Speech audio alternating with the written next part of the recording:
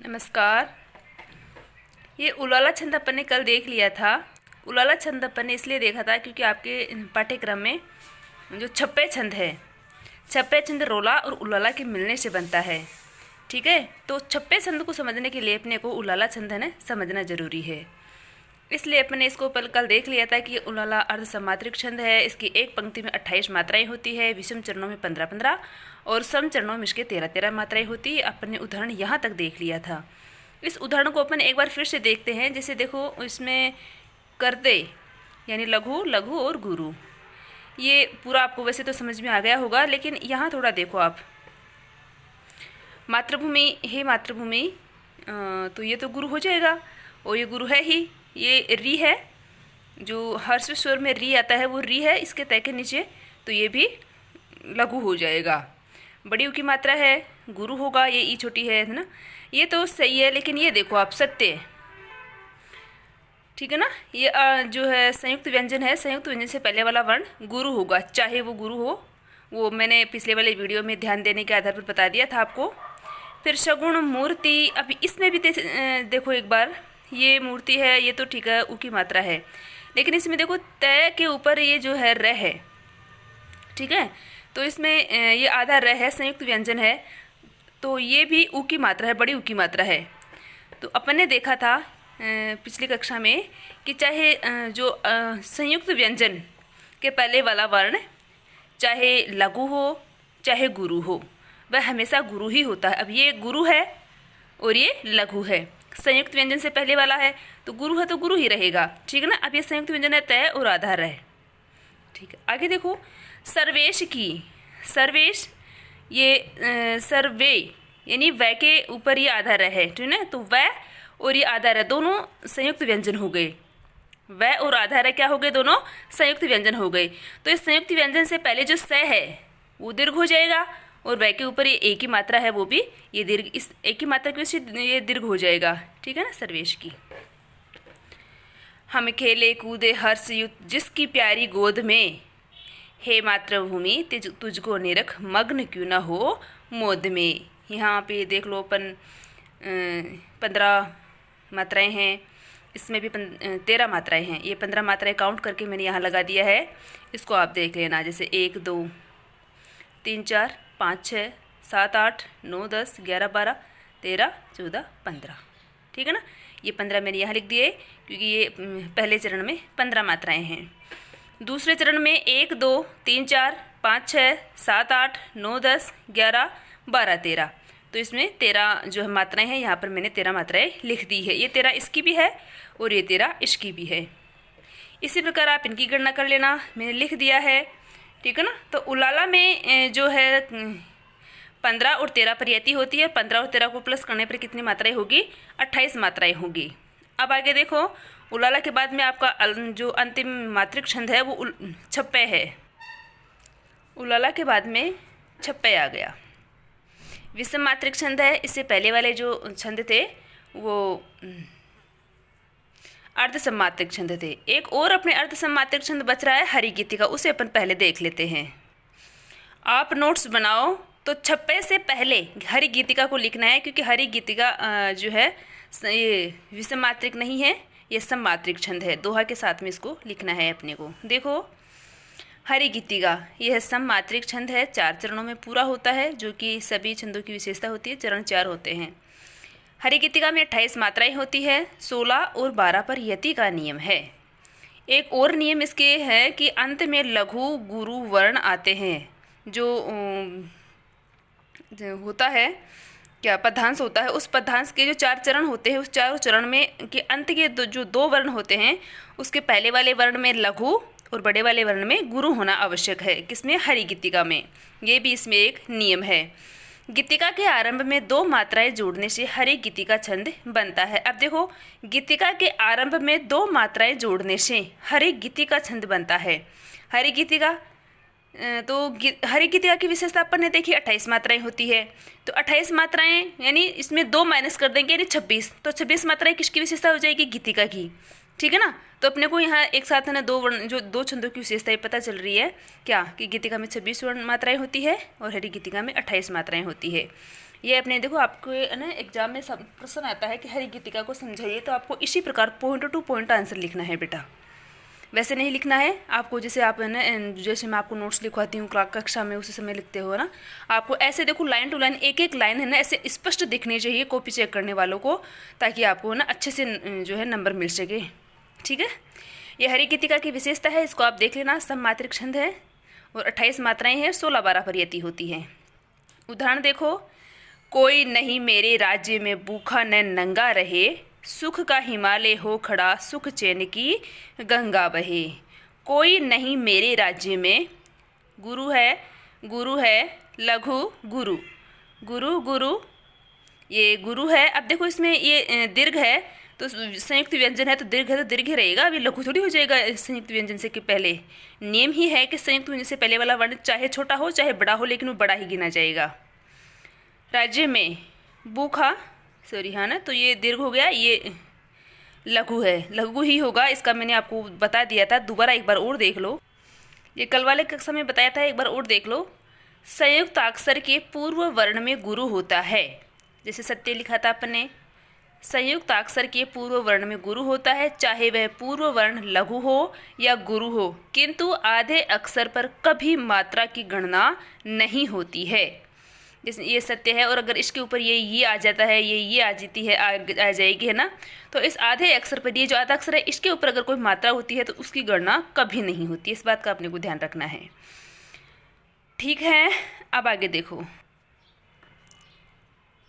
भूखा न नंगा रहे, भूखा गुरु, गुरु न एक लघु, फिर दो गुरु और फिर इसमें गा का गुरु, रे का लघु और फिर इसका रहे। ठीक है ना, ये हो जाएगा। इसमें काउंट करेंगे 2 2 4 5 6 7 8 9 10 11 12।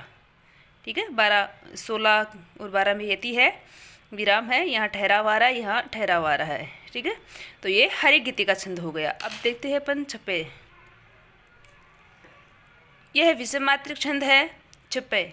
मैंने कहा था कि छप्पे जो होता है रोला और उल्लाला दोनों के मिलने से बना है।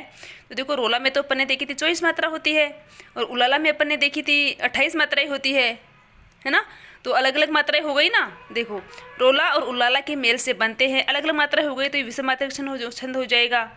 प्रथम 4 चरण रोला के और 2 चरण उल्लाला के होते हैं, अतः यह 6 चरणों को विषम छंद है। यह 6 चरणों का आएगा इसमें, यह 6 चरणों का विषम छंद है। 6 चरणों का छंद होने के कारण इसे छप्पे कहा जाता है। ठीक है, छप्पे क्यों कहते हैं? क्योंकि ये 6 चरणों का है। जैसे नाम से ही अब देखो इसकी आपको परिभाषा अपने आप याद आ जानी चाहिए। कैसे? नाम है इसका छप्पे, छप्पे यानी 6 है।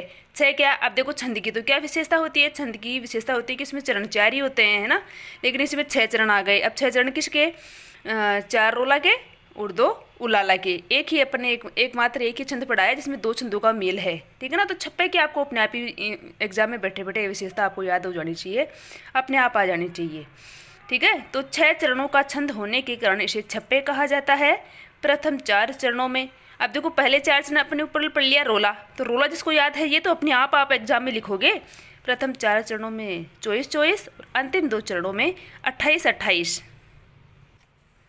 मात्राएं होती है। ठीक है, पहले 4 चरणों में जो है 24। अब देखो ये हो गया पहले 4 चरण, 1 2 3 4, ये चारों चरण हैं। इन चारों चरणों में 24 मात्राएं होगी। इसमें 24 है, इसमें 24 है, ये 11 + 13, 11 और +13 की मुझे 24 हो जाएगी। ठीक है ना, इसमें 11 और +13 24 हो जाएगी। और अंतिम जो 2 छंद है, 2 पंक्तियां हैं, वो उलाला की होगी। अब उलाला में देखो इसमें 15 है, उसमें 13 है, 15 और 13 + 28, तो इसमें 28 मात्राएं हो जाएगी। अब बताओ आधे सम कहाँ है? आधे सम नहीं है, जो इसका पूरा उलाला का ये छंद है छप्पे का, तो ये क्या हो जाएगा? विषम मात्रिक छंद हो जाएगा। उदाहरण देख लो, नीलांबर परिधान हरित पट पर सुंदर है, सूर्य चंद्र युग मुकुट मेखला रत्नाकर है, नदिया प्रेम प्रवाह फूल तारे मंडल है, बंदी जन खग वृंद शेष फन सिंहासन है, करते अभिषेक पयोध है, बलिहारी इस वेश की, हे मातृभूमि तू सत्य ही सगुण मूर्ति सर्वेश की। ये अपने पिछली बार में भी देख लिया था उलाला में भी, लेकिन अपने को दोनों को सेम, इसलिए मैंने इसको दोबारा से रिपीट किया है ताकि आपको अच्छे से याद हो जाए। ठीक है, अब इसका जो है गणनाओं की मात्रा का जो गणों की मात्राओं की गणना करते हैं। नीलांबर गुरु है।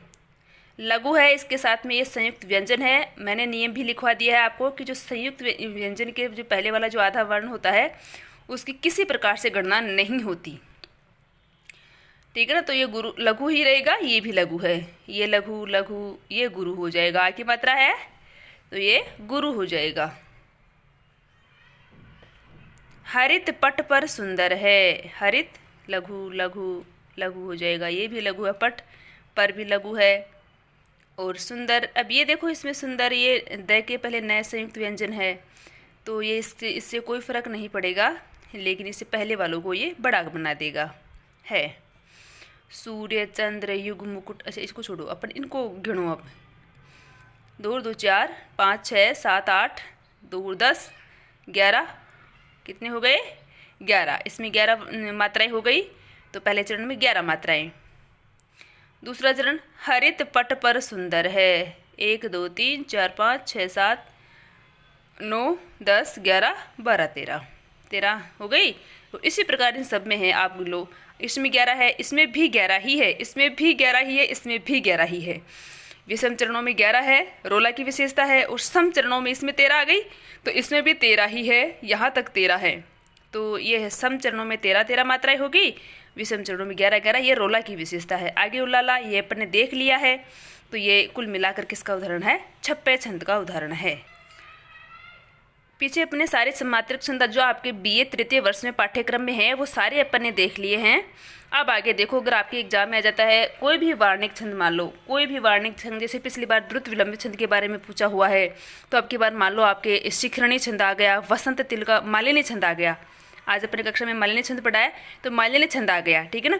मालिनी छंद को उदाहरण सहित समझाइए। अब मालिनी छंद को आप लिखोगे 8 नंबर का होगा, तो 4 या 5 में तो उसकी जो विशेषता हो जाएगी, 4-5 लाइन तो उसकी विशेषता हो जाएगी कि ये समवार्णिक छंद है, इसमें इतने जो है वर्ण होते हैं, इतनी यति गति हो जाएगी, ठीक है। और आप उसका एक उदाहरण लिखोगे। जरा बताओ, ये सारा जो तो एक ही पेज में आ जाएगा, लेकिन आपके 7.5 नंबर का क्वेश्चन है ना वो, तो 7.5 नंबर का क्वेश्चन केवल इतनी सी विशेषता में एक पेज में आपको 7.5 नंबर मिलेंगे नहीं। तो अपने को क्या करना है, अगर एक भी छंद के बारे में पूछता है, जैसे मान लो हरि गीतिका का आता है, तो हरि गीतिका क्या है, मात्रिक छंद है, तो पहले मात्रिक छंद की विशेषता लिखेंगे। और अगर जैसे मालिनी आता है, शिखरणी आता है, तो उसमें हम अपने को वर्णिक छंद की पहले विशेषता लिखनी है। वर्णिक छंद की विशेषता लिखने के बाद में अपने को मालिनी छंद के बारे में दूसरे पेज में लिखना है। देखो, इसके आधार पर मैंने आपको 7.5 नंबर के आधार पर ये लिखा है। अगर आपके केवल मालिनी छंद भी पूछता है तो उसके आधार पर भी आपको ये लिखना है। वर्णिक छंद ऊपर ही ऊपर लिखना है। वर्णिक छंद की देखो, वर्णिक छंद में वर्णों की संख्या निश्चित और नियमित होती है। यद्यपि अपन ने पिछली बार पढ़ लिया था, लेकिन फिर भी प्रॉपर आपको एक छंद के बारे में पूछा जाता है, उसमें आपको किस प्रकार लिखना है ये मैंने दोबारा लिखा है आपके लिए। वर्णिक छंद में वर्णों की संख्या निश्चित और नियमित होती है। इनमें मात्राओं की संख्या निश्चित व नियमित हो आवश्यक नहीं है, इस बात का ध्यान रखना, ठीक है। ये तो पहले भी बता दिया था, लेकिन जो बच्चे कक्षा नहीं लेते और सिर्फ वीडियो ही देखते हैं उनके आधार पर मैंने दोबारा से बनाया है। वर्णिक छंद में वर्णों की संख्या निश्चित और नियमित होती है, और इसमें मात्राओं की संख्या निश्चित व नियमित हो आवश्यक नहीं है, ठीक है, कोई जरूरत नहीं है इसमें। गणों के आधार पर इनके लक्षणों को पुष्ट किया जाता है। गण जो अपने देख लिया था, 3 वर्णों के समूह को गण कहते हैं। और मात्राओं को किसके आधार पर पुष्ट किया, मात्रिक छंद को किसके आधार पर पुष्ट किया जाता है, मात्राओं की गणना। और मात्राओं की गणना कैसे, लघु और गुरु से करते हैं। जिस प्रकार मात्रिक छंदों में अपन मात्राओं की गणना लघु और गुरु के आधार पर की थी, उसी प्रकार अपने वार्णिक छंदों की गणना किनके आधार पर करेंगे, गणों के आधार पर। गणों के आधार पर इनके लक्षणों को पुष्ट किया जाता है। यति स्थान निर्धारित रहता है, जो अपन ने मात्रिक छंद में पढ़ा था। अब कौन कौन से वर्णिक छंद है, द्रुत विलंबित, वसंत तिलका आदि वर्णिक छंद है। आपकी शिखरणी है तो वो भी आप इसमें लिख सकते हैं, मालिनी है वो भी आप इसमें लिख सकते हैं। नोट्स बना रहे हो आप साथ के साथ, तो इसमें ये भी लिखो आप, द्रुत विलंबित, वसंत तिलका नहीं है, इसको हटा दो, ठीक है। द्रुत विलंबित, मालिनी, शिखरणी आदि वार्णिक छंद है, लिख लो आप बाकायदा, ठीक है ना। देखते हैं जो एग्जामिनर है आपके नंबर कहाँ से काटेगा 7.5 में से। इसमें तीनों लिखना है आपके जो सिलेबस में है, द्रुत, विलंबित, मालिनी और शिखरिणी। वर्णिक छंद के 2 भेद माने जाते हैं। वर्णिक छंद के कौन कौन से भेद होते हैं?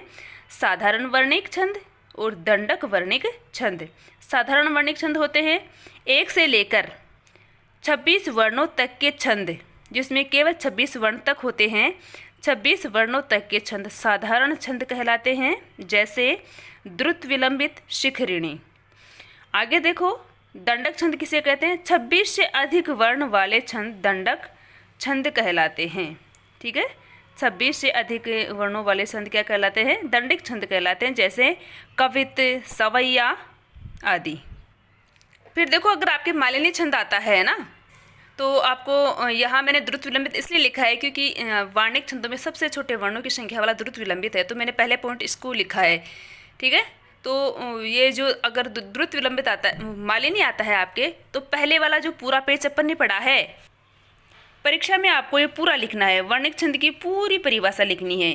ठीक है ना, और फिर है ना आगे लगाना है, जैसे जैसे लिखे आगे अपने को साधारण वर्णिक छंद लगाना है।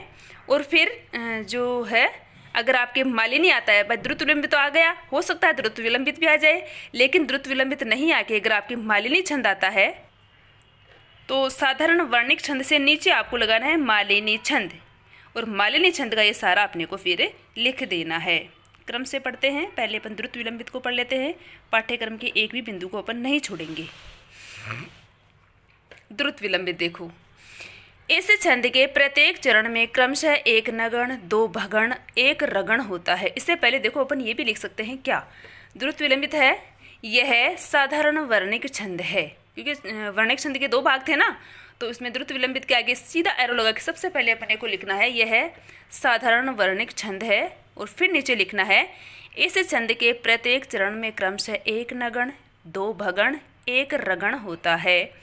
अब ये जो क्लास नहीं ली जिन बच्चों ने ऑफलाइन, उनको थोड़ी समस्या हो सकती है, आप आराम से धैर्य रख के पहले इसको सुन लो, पहले आप इसे सुन लो, फिर बाद में आप नोट्स बनाया करो, क्योंकि उन बच्चों के नगण, भगण, रगण ये क्या है, ये आप उनको समझ में नहीं आएगा।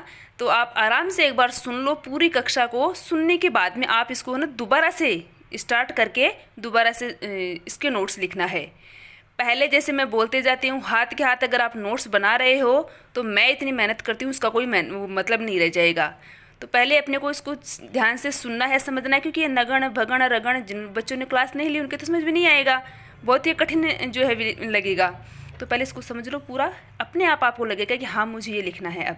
ठीक है, तो द्रुत, विलंबित में 1 नगण, 2 भगण, 1 रगण होता है। प्रत्येक चरण में 12 वर्ण होते हैं। अब 12 वर्ण हो गए ना, प्रत्येक चरण में 12 वर्ण। 12 वर्ण, जैसे एक गण में 3 वर्ण होते हैं, तो इसमें कितने जो है गण हुए? 1, 2 ये हो गया, 3 और 1 रगण हो गया, 4 गण हो गए ना। तो 4 गण, चारों गणों में कितने वर्ण हो गए? 4 × 3 = 12 वर्ण हो गए इसमें। आगे देखो, इस छंद का सार्थक और आकर्षक प्रयोग अयोध्या सिंह उपाध्याय हरिओद ने किया है। जैसा कि अपन ने देखा था उसमें प्रिय प्रवास आप लोगों ने पढ़ा होगा, तो प्रिय प्रवास में द्रुत, विलंबित छंद है, मालिनी छंद है, वो अपन आगे देखेंगे। तो द्रुत, विलंबित छंद का सार्थक और आकर्षक प्रयोग किसने किया? हरिओद ने किया है। जैसे उदाहरण देखो, गगन मंडल में रज छा गई, 10 दिशा बहुशब्दमयी हुई, विशद गोकुल के प्रति गेह में बह चला कर स्रोत विनोद का। अब देखो इसमें, वैसे तो मैंने इसको यहाँ लिखा है, लेकिन आपको यहाँ भी लिख के बता देती हूँ मैं, जैसे बच्चों को समझ में नहीं आए तो पहले एक बार मैं यहाँ और लिख देती हूँ दोबारा से। गगन मंडल में, अब देखो गगन में क्या है, नगण मैंने बताया था कि द्रुत, विलंबित में पहले नगण होता है। तो नगण की क्या विशेषता होती है, मैंने आपको कल गण सूत्र का एक अलग ही वीडियो बना के भेजा था, है ना। उसमें क्या था कि जैसे अपन जिस भी गण की गणना करेंगे, तो उसको अपन इस सूत्र के आधार पर देख लेंगे कि उसमें कितने लघु, गुरु जो भी है क्या रहेंगे। ठीक है, तो ये देखो इसमें स, ल, ग, न, नगण, नगण कहाँ है? न, स, ल। ठीक है, अब इसमें कोई लघु नहीं है और कोई गुरु नहीं है, ना तो इसके जो मात्रा है, सॉरी लघु है लेकिन गुरु नहीं है, कोई मात्रा नहीं है इनके।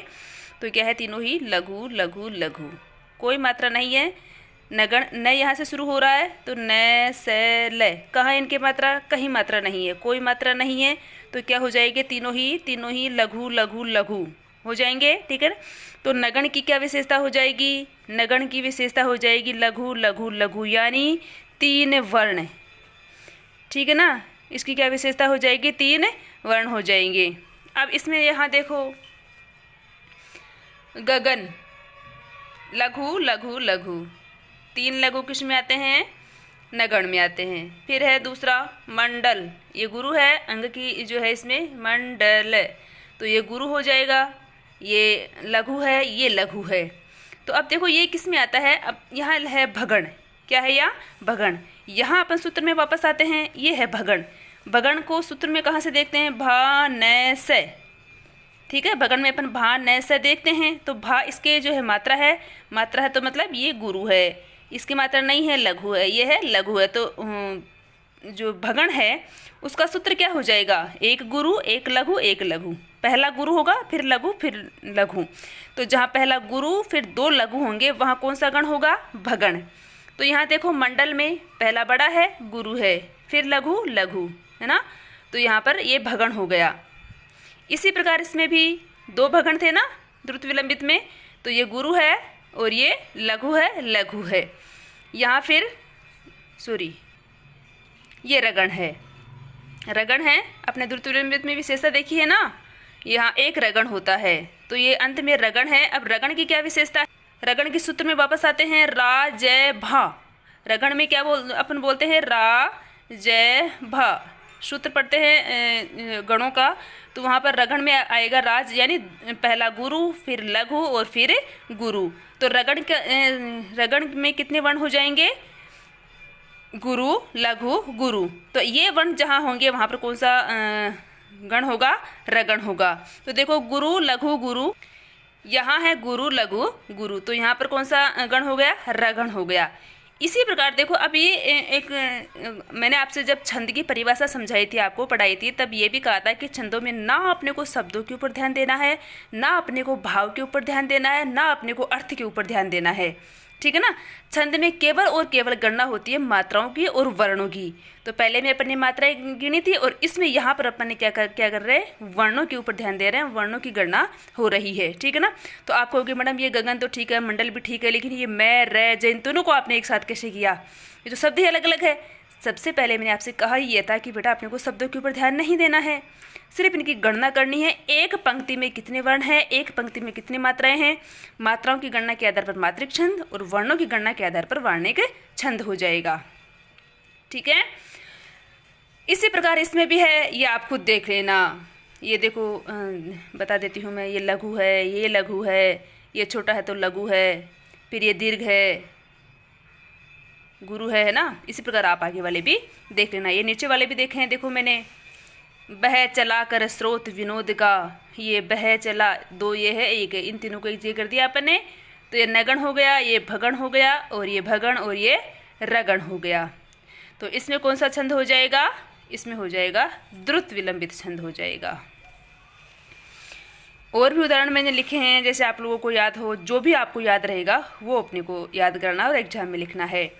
दिवस का अवसान समीप था, गगन था कुछ लोहित हो चला, तरु शिखा पर थी अभराजती, कमलिनी कुल वल्लभ की प्रभा। आप नोट्स उतारो तो उसमें ये लिख लेना, और उसके ये लघु गुरु भी लगा लेना। प्रिय प्रवास अयोध्या सिंह हरिओद का प्रिय प्रवास से पंक्तियाँ ली गई है। समर का रज जब निश्चय हो गया, समिति भंग हुई उस काल ही, सफल होकर मूढ़ प्रयास में, हरि उठे कुरु राज समाज से।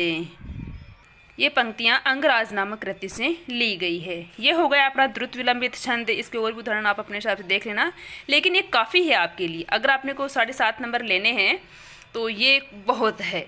ठीक है ना। और इस प्रकार आपको एग्जाम में लिखना है, इस प्रकार आपको ये लिखना है। और हाँ, अंत में ये भी लिखना है क्या, इसमें जैसे अपना एक उदाहरण लिख रहे हैं तो इसमें आपको आता है नगण, 2 भगण और 1 रगण के प्रयोग से ऊपर का जो छंद है वो द्रुत विलंबित वार्णिक छंद है। इस प्रकार आपको एग्जाम में लिखना है। ये मेरे दिमाग से निकल गया, आपको लिखना है।